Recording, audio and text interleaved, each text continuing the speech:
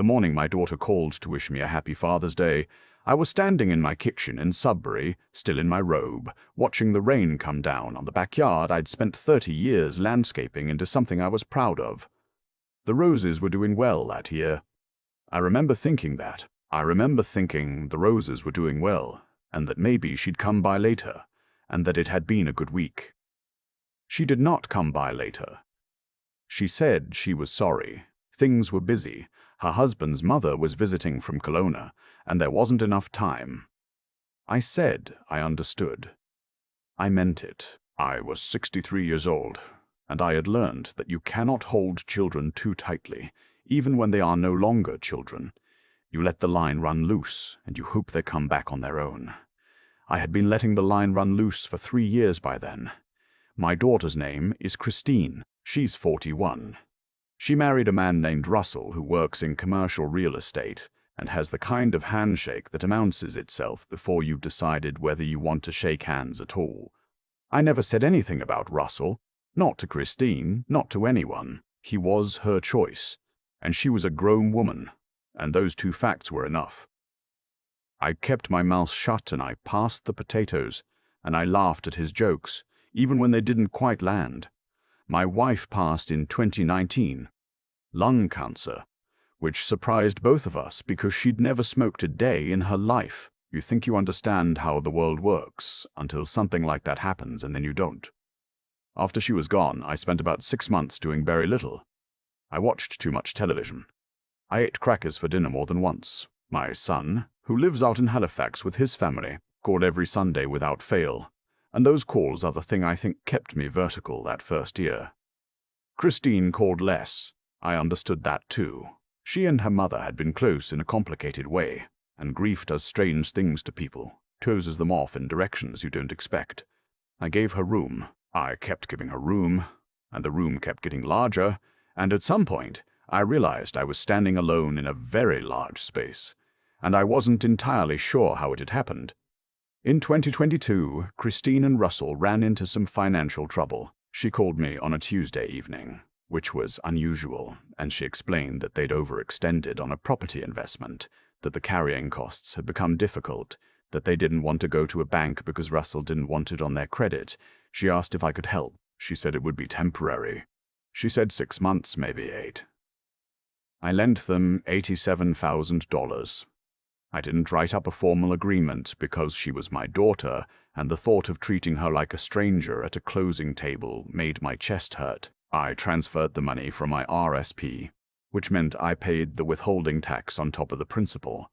And I did it without blinking because that's what you do. You take the hit. You absorb it. You tell yourself, it doesn't matter. Because family doesn't keep score. I kept a record in a small notebook, not because I was watching, but because I was 63 years old, and I had learned that memory is not as reliable as it presents itself to be.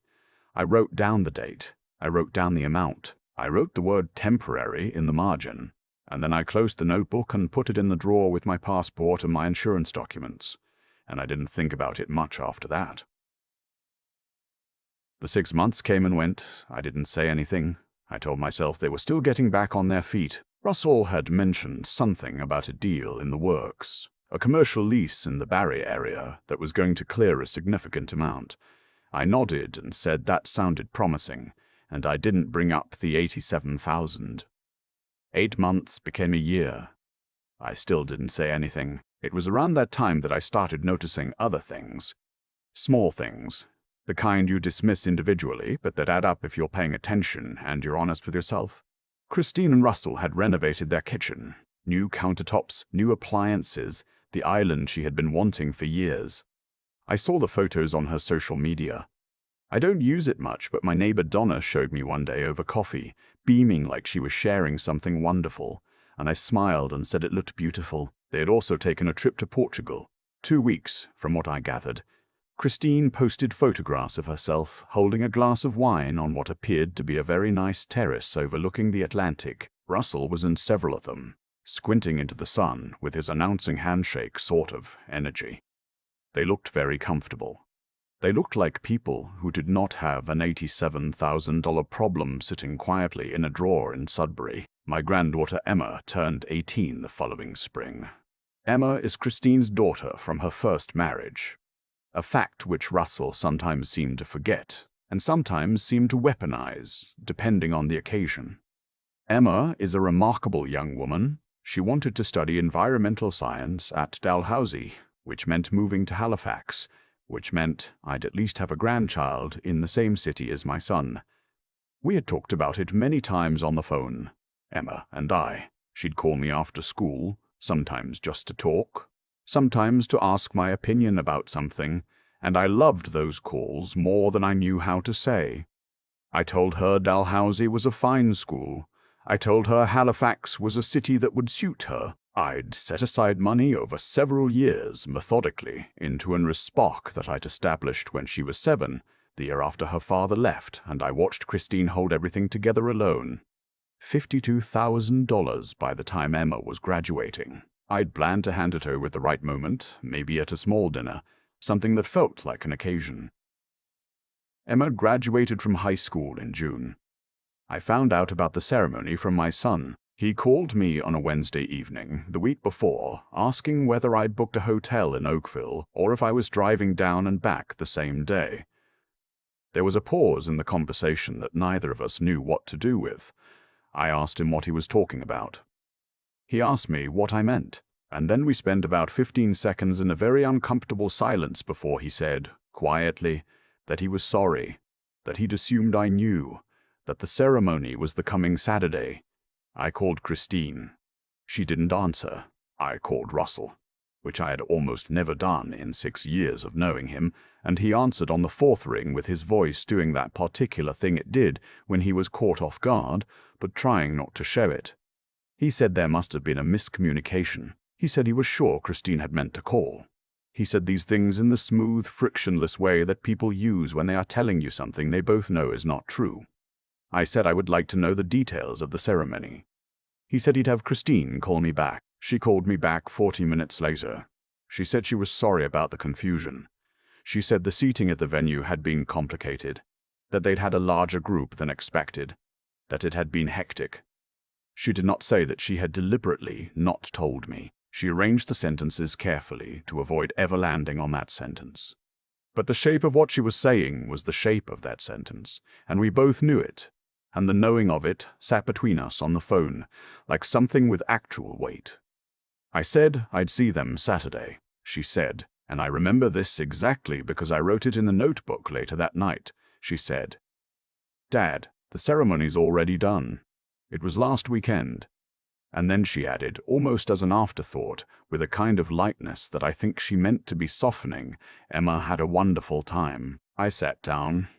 I don't mean that as a figure of speech. I actually sat down, right where I was standing in the hallway, onto the little wooden bench where I keep my boots in winter. I sat there with the phone still in my hand, and I looked at the coat hooks on the wall.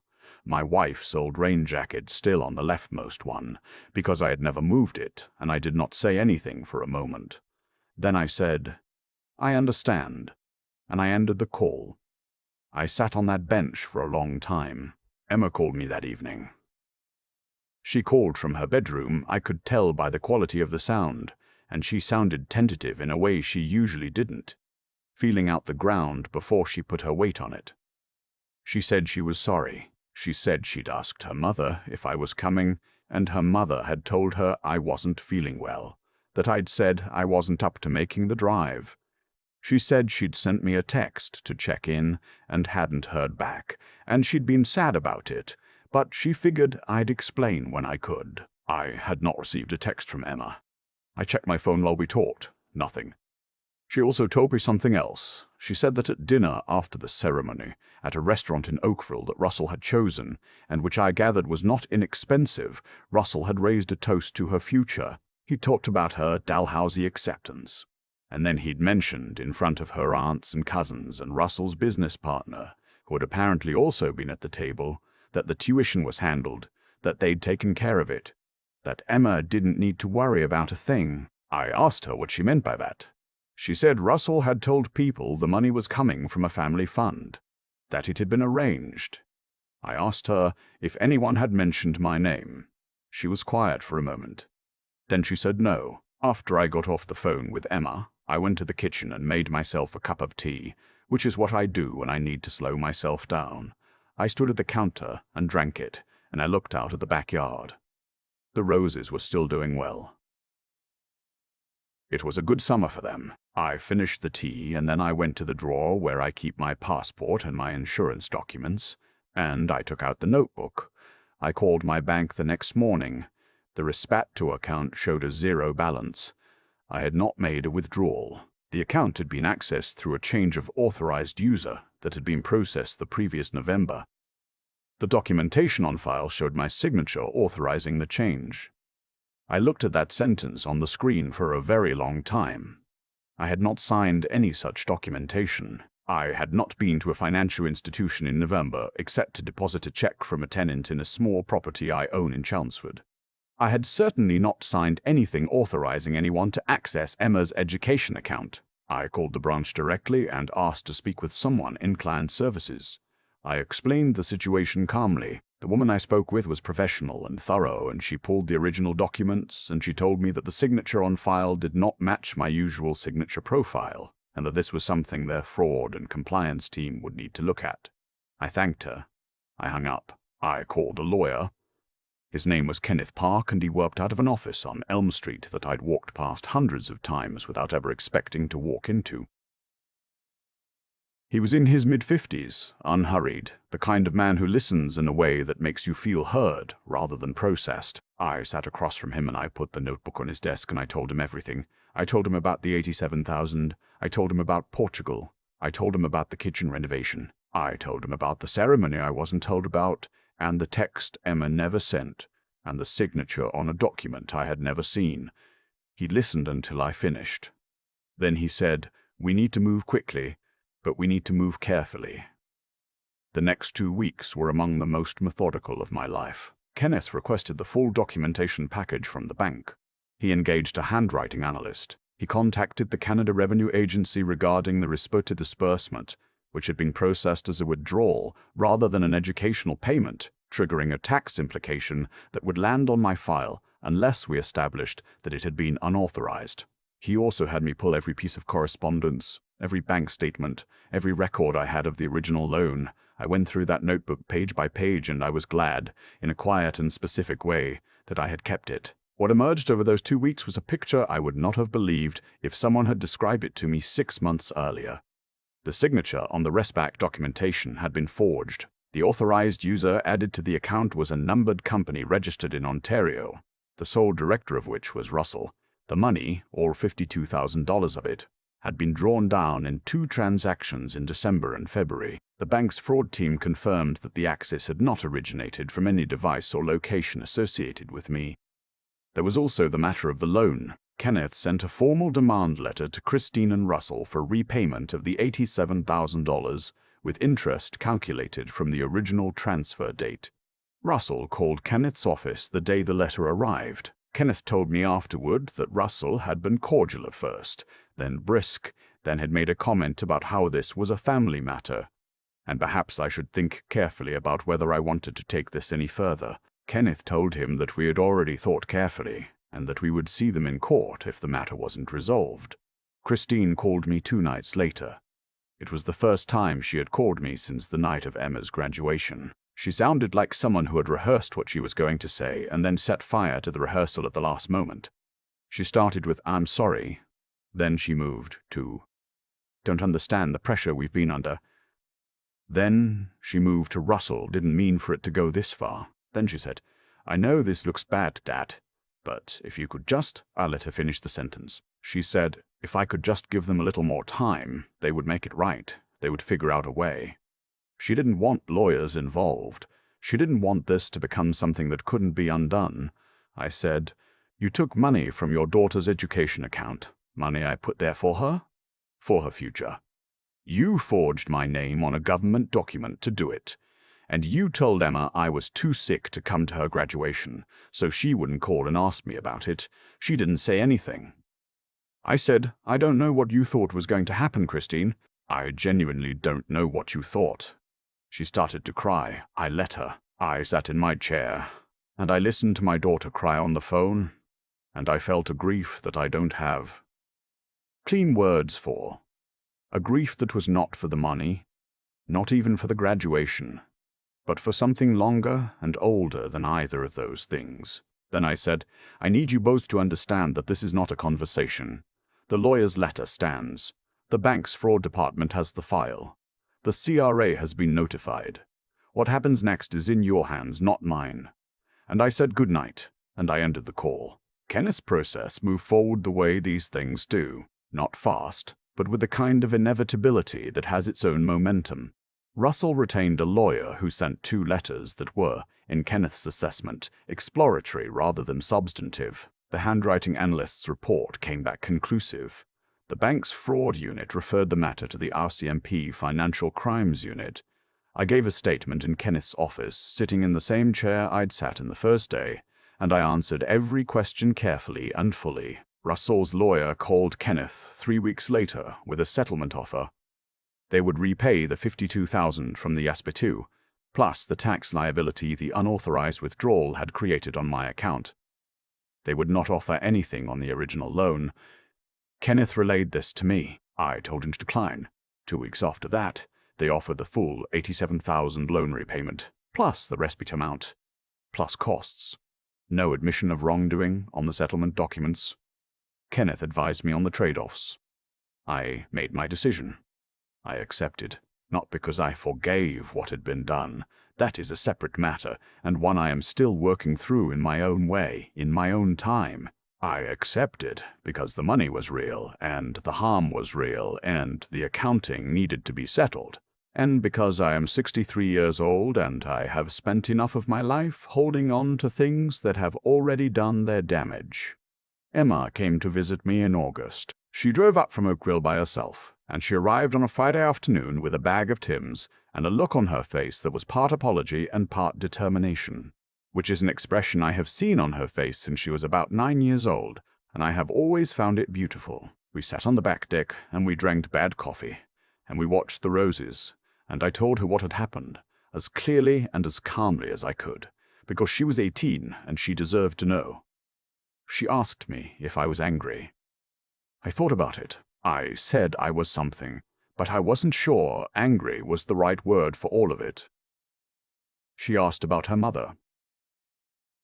I said, your mother is someone I love. That doesn't change. What she did and what she let happen, those are things we're going to have to figure out how to carry, but I'm not going to carry them alone, and I'm not going to ask you to carry them for me. She was quiet for a while, the kind of quiet that isn't empty. Then she said, are you still going to help with school? I said, that's why I kept the notebook. She didn't understand what I meant, but she laughed anyway, and I laughed too. And we sat there for a while longer as the sun came down behind the tree line, and the roses held their color for as long as they could, the way they always do. The Dalhousie acceptance letter was still on her phone. She showed it to me. I read it twice. Environmental Science, September intake. Residents confirmed. I said, that's a good school. She said, you told me that already. I said, I know. I'm still right. She left on Sunday morning, early, before the highway got busy. I stood in the driveway and watched her car until it turned at the corner. And then I went inside and I made breakfast and I ate it at the kitchen table instead of in front of the television, which is a thing I've been trying to do more of. Small reclamations. That's what the months after something like this are made of. Not grand gestures, not dramatic recoveries, just the daily decision to remain in your own life and to mean it. The RCMP file is still open. I don't know how that will end. Kenneth tells me these things take time, and that the documentation is strong, and I believe him. And I've learned to let the things I can't control sit in someone else's hands without reaching for them every morning. Christine has not called since that last conversation. I have not called her. I don't know what the right distance is yet, and I'm old enough to know that some distances need to establish themselves before you can measure them accurately. What I know is this: the roses came back the following spring, the way they always do, without being asked, without requiring anything from me beyond the basic tending I'd always given them. I stood in the yard on a Saturday morning in April, coffee in hand, still in my robe, and I looked at the first buds coming in on the climber against the back fence, and I thought about what it means to keep showing up for something year after year, to just keep doing the work, even when the seasons have been hard.